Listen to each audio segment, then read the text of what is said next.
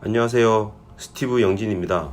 오늘 원비톡의 주제는 라디오 프리퀀시 즉 RF와 마이크로웨이브라고 하는 MW를 이용한 히팅 오븐입니다.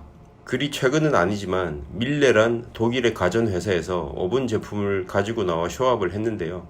그림에서 보시는 것처럼 아이스 브릭과 같이 냉동되어진 생선살을 오븐을 동작 후 꺼내보니 얼음은 녹지 않고 그 안에 얼어있던 생선살만 데워져 있는 것을 시연을 했습니다.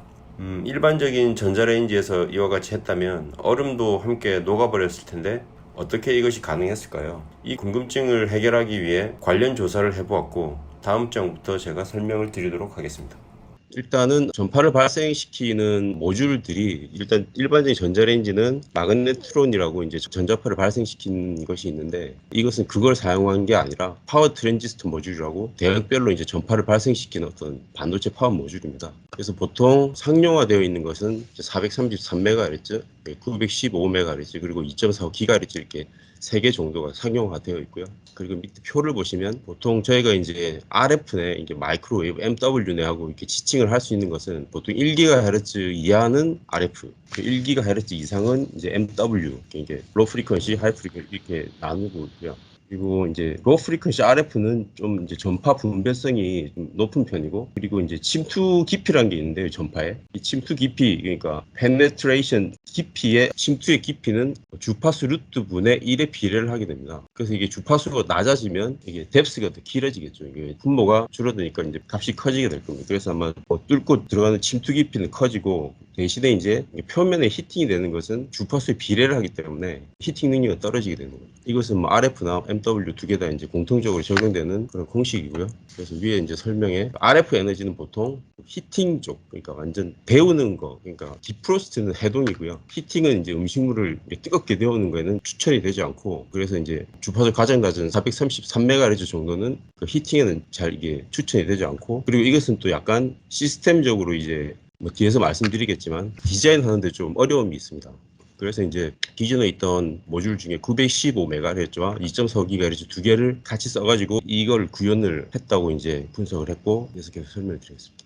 앞서 말씀드린 파워 트랜지션 모듈의 타입은 보통 이제 LDMOS 그리고 겐이 있는데요. LDMOS는 보통 1GHz 이하의 어떤 주파수 계획에서 자주 많이 쓰는 반도체 파워 트랜지스터 모듈이고, 겐은 그 이상에 쓰이는데 이제 장단점이 있죠. LDMOS는 효율이 좀 떨어지는 대신에 이제 가격이 싸고, 그리고 열에 좀 약합니다. 그래서 밑에 이렇게 도식화된 그림을 보시면 알겠지만 디자인을 하기 위해서는 이제 아이솔레이터라고 페라이트 강자성 물질이 있는 아이솔레이터를 이제 중간에 추가를 해줘야 이 LDMOS가 데미지를 입지 않는 그런 어떤 좀 취약함이 있죠. 대신에 좀 가격은 싸고, 걔는 대신에 이제 가격이 높지만 효율이 좋고요. 그리고 높은 온도에서 잘 견디는 특성이 있습니다. 그래서 이제 중간에 아이솔레이트가 필요가 없고, 이 아래 이제 도식화를 보시면 그 파워 모듈 세트는 하나의 이제 모듈 세트로 되어 있고, 이걸 제어하는 컨트롤 서큐트하고 이제 그 진동자 오실레이터가 있고요. 첫 번째 이제 그 증폭기가 있고, 두 번째 이제 증폭 이제 LDMOS하고 겐이 쓰게 됩니다. 파워 트랜지스터 모듈이요. 그리고 중간에 아이솔레이터가 있고, 이걸 통과해서 이제 그 캐비티 음식물이 놓여지는 이제 고내에 안테나가 이제 이렇게 위치를 하게 되는데요. 그 안테나가 이렇게 연결이 돼서 음식물을 조리할 수 있는 이런 시스템으로 구성이 됩니다. 그리고 이제 이 모듈 자체에는 이제 열이 발생하기 때문에 열을 식혀줄 수 있는 히트싱크하고, 그리고 이 모듈에 전원을 인걸시켜줄 수 있는 파워 서플라이가 필요합니다. 그리고 만약에 900W짜리 출력을 원한다면 이 파워 모듈이 고출력이 없기 때문에 이제 300W짜리를 3개를 써야 되는, 경렬로 써야 되는 그런 상황입니다. 그러면 이제 저주파 때 433MHz하고 2.45GHz를 같이 쓸 수는 없느냐? 같이 쓸 수는 있습니다. 근데 이 시스템 디자인적으로 이제 어렵고요. 그래서 오히려 915하고 이제 2.45GHz 두 개를 이제 합치는, 두 개를 같이 이제 콤비네이션해서 쓰는 게 좀 더 어베이러블하다. 그 보면 이제 초크라는 게 있습니다. 왜 그 시스템 디자인적인 측면에서 할 때 무엇이 어려운가? 이 초크가 뭐냐면, 여러분 가정의 전자레인지 이제 문을 열어보시면 도어 안에 메탈로 초크라고 하는 이제 기구적 설계가 기구적으로 되어 있거든요. 왜냐면 이게 전면 누설을 방지하기 위해서 문을 뜯어보면 안에 이렇게 약간 미음자에서 위에를 떼서 이렇게 왼쪽으로 굽혀놓은 듯한 이런 모양으로 도어를 뺑 둘러서 이렇게 초크라는 구조로 이제 설계가 되어 있거든요. 이게 안에서 전자파가 도어 밖으로 못 나오게 이제 여기서 다 상쇄를 시켜주는 그런 구조입니다. 근데 이게 주파수가 낮아지면 낮아질수록 이 초크 구조가 커져야 돼요. 이것도 어떤 공학적인 공식에 의해서 설계가 되는 건데, 기본적으로 만약에 900MHz하고 2.45GHz 비교를 해보면 주파수가 3배가 더 줄어들기 때문에 이것은 3배가 더 커져야 됩니다. 그래서 쇼업을 했던 그 모갑 샘플에 봐도 기존의 도어가 그 기존의 전자레인지보다 굉장히 두꺼운 걸 알 수 있습니다. 3배 정도까지 될 것 같아요. 그래서 만약에 400MHz대를 쓰면 이 도어가 더 두꺼워져요. 그래서 이게 좀 시스템 디자인적으로 유용하지가 않고, 그래서 이제 900MHz하고 2.45GHz를 같이 썼다, 이렇게 볼 수 있겠습니다. 그러면 이제 캐비티 디자인, 음식물이 놓이는 캐비티 디자인 그 자체는 이게 전파 분배성이 좋기 때문에 작은 어떤 프리퀀시를 써도 그 안에 뭐 특별한 뭐 구조를 넣어줘야 되는지 뭐 이런 것은 없고요. 원래 마이크로웨이브 오븐 디자인하고 유사하게 가져가도 됩니다. 그래서 기존의 전자레인지하고 디모스하고 겐을 썼던 모듈을 썼을 때 무엇이 더 좋은가? 효율이 좋은데, 일단 기존의 전자레인지는 이제 효율이 저희가 인풋으로 1700W 정도를 주면 그 실질적으로 음식물에 가해지는 어떤 출력이 1000W 정도 나오거든요. 그러면 이게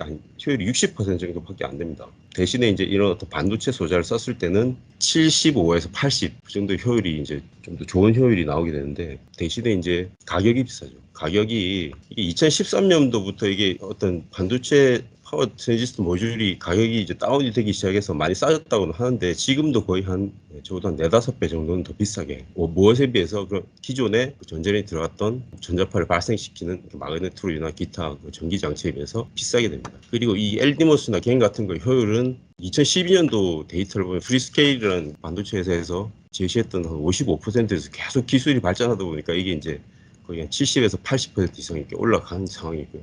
그래서 제가 앞전에서 말씀드린 거를 바탕으로 어떻게 이것이 가능하냐 하면, LDMOS나 겐은 저축밭대역에서 이제 침투 깊이를 더 깊이 가져갈 수 있기 때문에 겉에 이제 아이스브릭의 표면을 녹이지 않고 그 더 깊숙이 있는 생선 살 자체를 데우거나 이제 뜨겁게 할 수가 있었던 겁니다. 그것은 이제 제가 말씀드린 공식에서 좀 더 확인이 되고요. 그리고 이게 여기다 소프트웨어를 조금 더 추가하면, 초기에 이제 그 전파를 조사를 해서 일단 쿠킹 로드, 그러니까 음식물에서 반사되어지는 반사파에서 이제 그 유전율을 계산할 수 있다더라고요. 그래서 그걸 가지고 하면 이 음식물의 특징에 대해서 이제 다 알 수가 있기 때문에 그 데이터 인포메이션 넣어놓으면 선택적으로 이제 그 어떤 음식을 갖다 가열이 가능합니다. 만약에 이 두 가지의 이제 파워 모듈을 써가지고 했을 때는 속도 익히고 겉도 익히는 이런 선택적인 어떤 요리가 가능해서 인사이드하고 아웃사이드를 이제 고루 익힐 수 있는 그런 장점이 있고, 그래서 밀레가 보여주고 했던 것은 자기들의 어떤 이런 기술력이 있다, 이걸 좀 과시하고자 했던 것 같습니다. 그리고 433MHz대의 어떤 파워 모듈은 그러면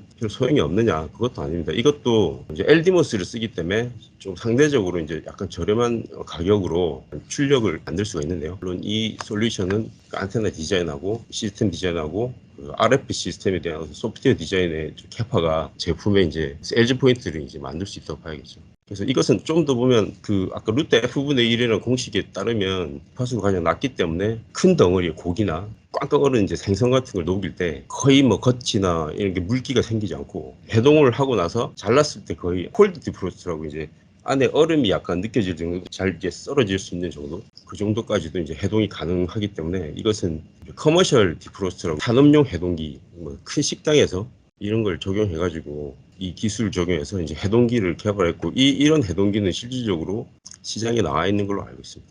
설계 컨셉은 이제 안테나가 그 캐비티에 위치하게 되어 있고요. 파워 서플라이하고 알파 모듈이 이렇게 위치하게 됩니다. 이 사진은 이걸 썼을 때 물이 생기지 않고 이븐하게 해서 이제 해동이 잘 됐다는 걸 보여드리기 위한 첨부한 사진. 제가 준비한 프레젠테이션 여기까지 발표 마치겠습니다. 감사합니다.